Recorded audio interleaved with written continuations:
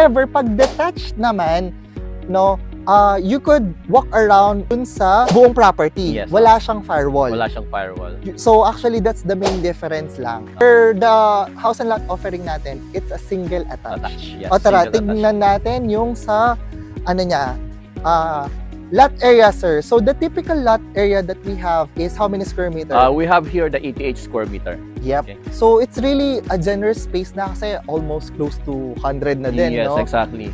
If you've noticed dito na, sir, ito yung pinaka property line mo Yes, hanggang that's pa the dito. property line. So, if you want an expansion, actually, meron kang space dito for your carport. Actually, kahit na siguro malaking car, kasya dito. Yes, malaki.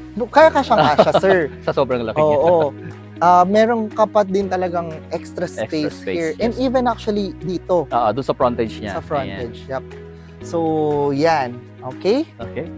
Sige, pasok na tayo.